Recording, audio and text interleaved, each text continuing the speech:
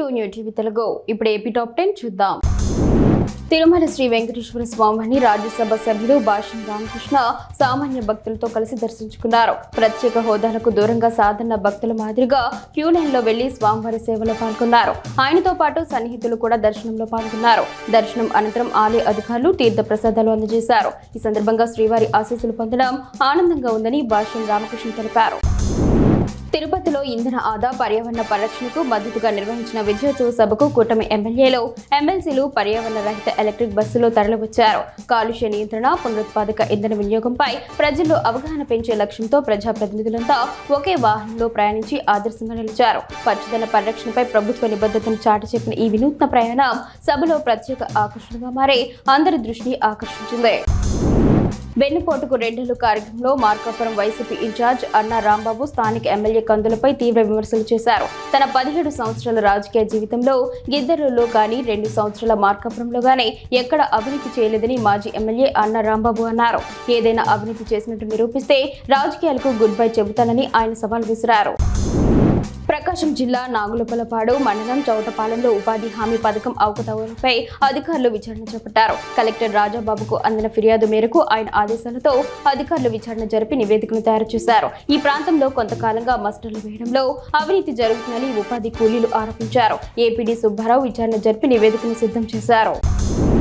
ప్రముఖ సినీ choreographer Shekhar master కోనసీమలోని Vadapalli Shri Venkateswara స్వామిని దర్శించుకున్నారు. ఆలయానికి చేరుకున్న ఆయనకు అర్చకులు అధికారులు ఘన స్వాగతం పలికారు. శేఖర్ మాస్టర్ స్వామివారి మూల విరాట్ను దర్శించుకుని ప్రత్యేక పూజలు నిర్వహించి మొక్కులు చెల్లించుకున్నారు. అనంతరం వేద పండితులు ఆయనకు ఆశీర్వచనాలు అందించి స్వామివారి శేషవస్త్రం, తీర్థ ప్రసాదాలను బహూకరించారు. స్థానికులు, భక్తులు ఆయన చూసేందుకు ఆసక్తి కనబరిచారు.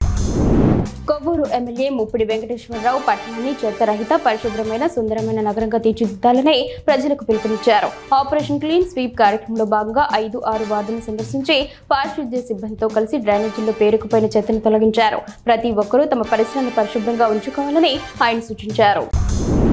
శ్రీకాకుళం కార్గిల్ పార్క్ లో ప్రభుత్వ శాఖల ఆధ్వర్యంలో యోగా శిక్షణ కార్యక్రమాలు జరిగాయి.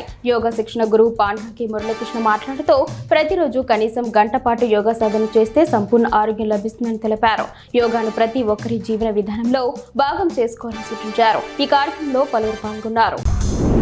పశ్చిమ గోదావరి జిల్లా నరసాపురంలో ఉదయం 5 గంటల నుండి ఉరుములు మెరుపులతో కూడిన భారీ వర్షం కురిసింది. దీనితో రోడ్లు జలమయ్యాయి. విద్యుత్ సరఫరాకు అంతరం ఏర్పడింది. వేసవి తాపంతో అలనాటిన ప్రజలకు ఈ వర్షం కొంత ఉపశమనాన్నిచ్చింది. దక్షిణ కైలాసంగా ప్రసిద్ధి చెందిన శ్రీకాళహస్తీశ్వర దేవస్థానంలో శని త్రయోదశి సందర్భంగా ఇతర రాష్ట్రాల నుంచి అధిక సంఖ్యలో భక్తులు తరలివచ్చి శనీశ్వర స్వామి అభిషేకంలో పాల్గొన్నారు. స్వామి అమ్మవారిని దర్శించుకున్నారు. ఆలయ అధికారులు భక్తులకు ఎటువంటి ఇబ్బందులు కలగకుండా అవసరమైన సౌకర్యాలను కల్పించారు.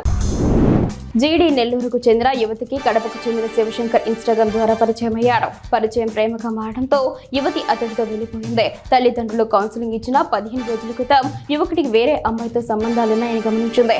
మోసపోయానని యువతి ఫిర్యాదు చేయడంతో ఉన్నతాధికారుల ఆదేశాల మేరకు శివశంకర్ ను అరెస్టు చేసినట్లు నెల్లూరు ఇన్స్పెక్టర్ ప్రసాద్ తెలిపారు. పేద పిల్లలు, విద్యార్థులు సోషల్ మీడియా పట్ల అప్రమత్తంగా ఉండాలని సూచించారు.